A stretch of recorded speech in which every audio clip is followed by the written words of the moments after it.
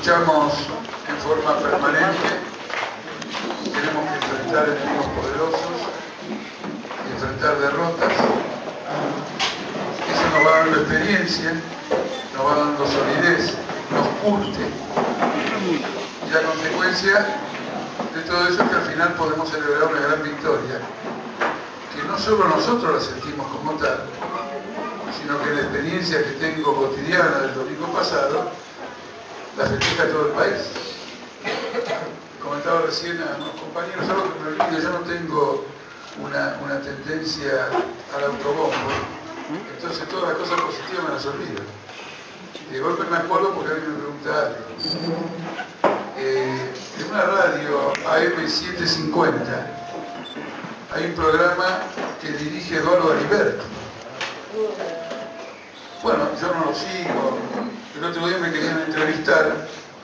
Me entrevistaron varias veces, pero el otro día me quisieron entrevistar. Yo estaba en una situación que no podía. Les pedí que si me podían llamar 10 minutos más tarde. Me dijeron que 10 minutos era mucho, que no iban a poder hacerlo.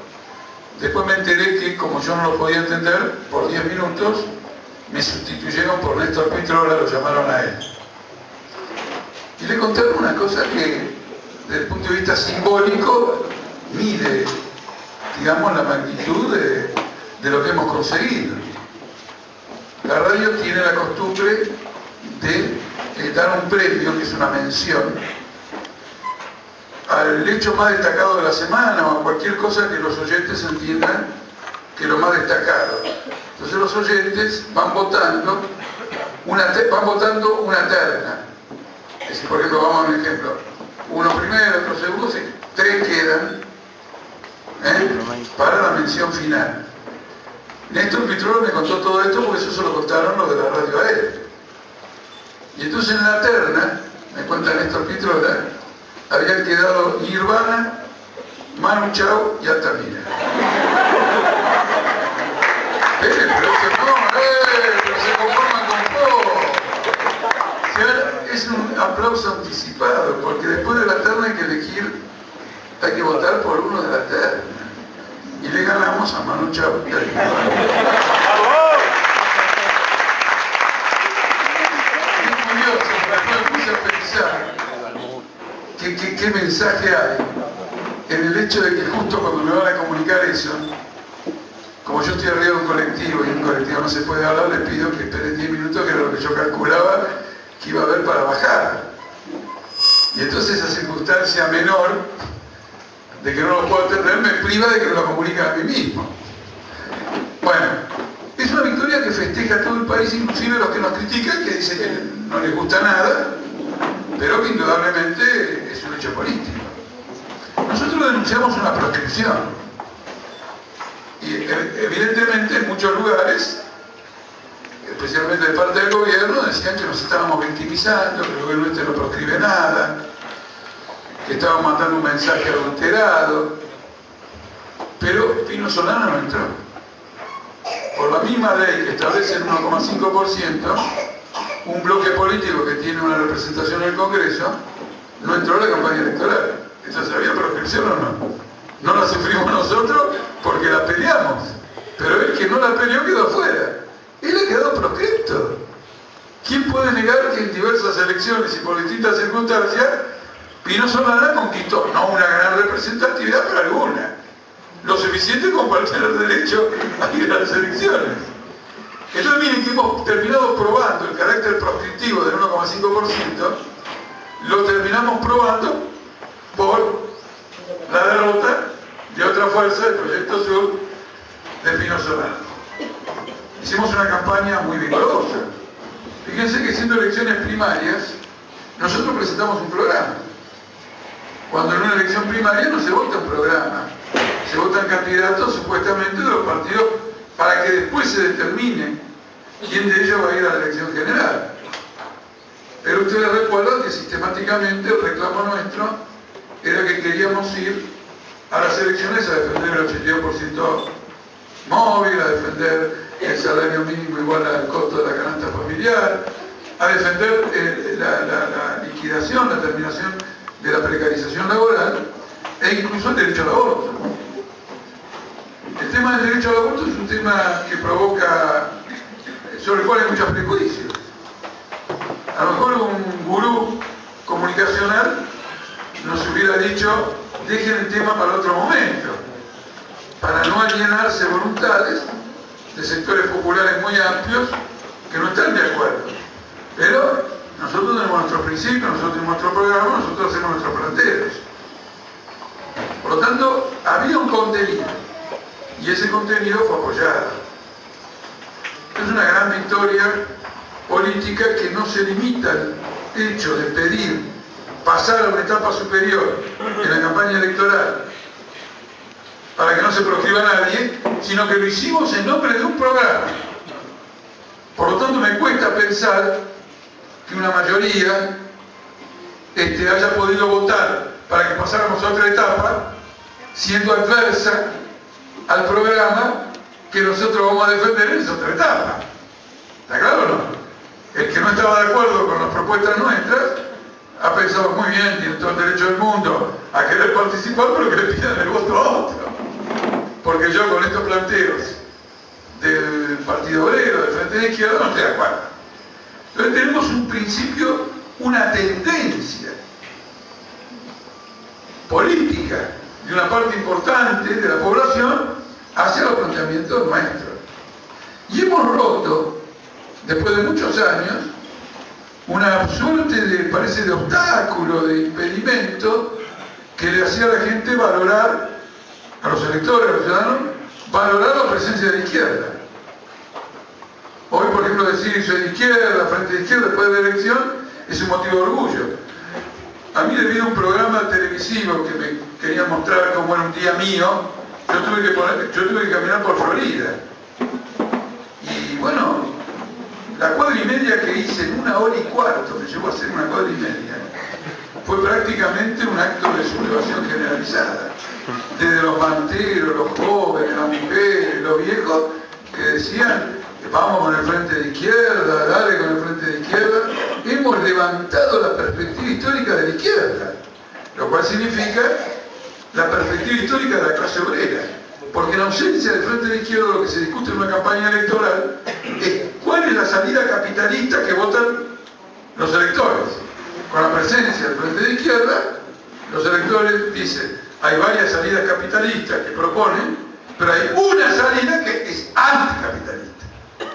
Y esa salida anticapitalista, esa salida de que la crisis del capitalismo la paguen los capitalistas, está presente. Es un dato histórico muy fuerte. Es un dato histórico muy fuerte porque ustedes saben el diario y ven que los bancos se derrumban, la Unión Europea quizás se desintegra, crece la desocupación. Es un momento histórico sin precedentes. Y en ese momento histórico sin precedentes hemos vencido un obstáculo. Ahora tenemos un desafío enorme, tremendo desafío, porque no quisiera que finalmente sea como una golondrina no hace verano. ¿De acuerdo? Acá tenemos que llenar de golondrinas y tenemos que pasar a la siguiente etapa. Como estamos en una fiesta, en una celebración, algunas cosas menores pero agradables quiero comentar. Muy poca gente sabe, y creo que Prensa Obrera, el periódico del Partido Obrero, no ha ayudado a superar esta ignorancia. Dentro de 4 o 5 días se vota en Tucumán elecciones provinciales. Son muy difíciles. Son elecciones provinciales, no internas, nada. Se vota por legisladores, por gobernador. Hoy vi en La Nación que hay alrededor de 40.000 cargos por la cantidad de colectoras. Por ejemplo, el candidato del gobierno, Alperovich, y los intendentes hay algunos intendentes que llevan 60 listas colectoras, y el opositor también. Ya ocurrió en otra elección que vos entrabas a un cuarto oscuro en Tucumán y tenías que moverte con unas 600 boletas en la mesa, y había una que era la nuestra. Andé a encontrar una del Partido Obrero con 599 más. Lo de Tucumán es una cosa aberrante, y ahora vuelve a ocurrir lo mismo. Es decir que yo ya había tenido una dificultad cuando fui a votar, no había tanta para encontrar el frente de izquierda. Ahora los tucumanos no la van a encontrar,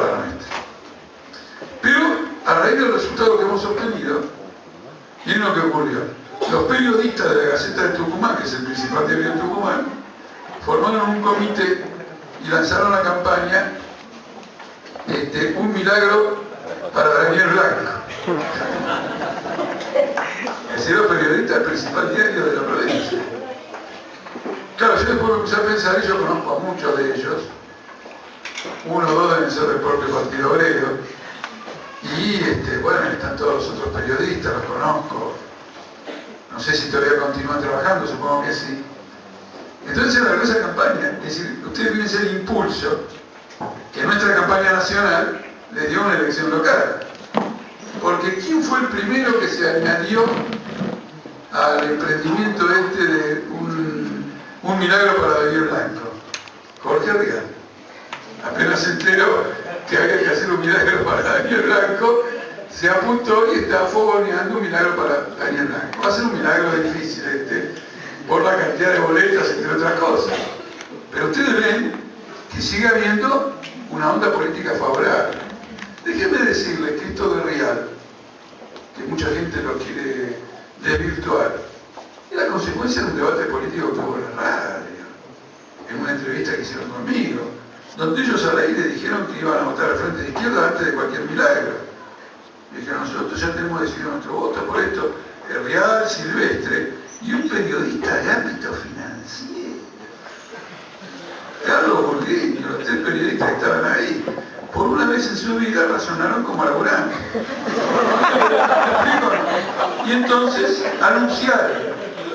Y en la conversación que siguió, Rial dice, yo tengo 850.000 seguidores en Twitter, tengo el doble de lo que pide el Frente de Izquierda, ¿por qué no largamos una campaña? Y entonces largó eso de un milagro para Altamira, me preguntó si yo estaba de acuerdo, y yo dije que si alguien cree en los milagros, vaya adelante y trate de conseguirlo. No lo iba a disuadir de que fuera a buscar un milagro, a pesar de algunos izquierdistas que piensan que si alguien quiere un milagro hay que disuadirlo. ¿Está claro o no? Lo único que hay que disuadirlo es que comete un desastre. Pero si el otro te cree, adelante. ¿Cuánta gente apoyó a Lenin y Trotsky creyendo que un gobierno obrero en Rusia era un milagro? Porque la inmensa mayoría, no la inmensa mayoría, la recontra inmensa mayoría de los campesinos y los obreros rusos eran creyentes. Creyentes, pero como ustedes no ven a veces las efigies, las procesiones rusas, son recontra creyentes. Una vez le contesté a un tipo del Partido Comunista que decía, no, el pueblo argentino tiene madurez y todo esto, porque esto. Digo, mira, la Revolución Rusa, le digo, la hizo un partido de intelectuales en una nación de analfabetos. La hizo un partido ateo en una nación de creyentes. La hizo un partido obrero en una nación de campesinos. Y la hizo un partido internacionalista en un zarismo poblado de distintas nacionalidades. Dice que la hizo con todas en contra. Todas las características del partido bolchevique eran contrarias a las características de la nación. Intelectuales, ateos, obreros e internacionalistas. Dice, hay que tener un programa. Y hay que unir a los trabajadores creyentes y no creyentes, porque lo que importa es la unidad de la clase obrera. Y a todas las divisiones que tiene, que uno la induzca otra división más, es un torpe. O, en última instancia, un contrarrevolucionario. Entonces, vamos con el milagro.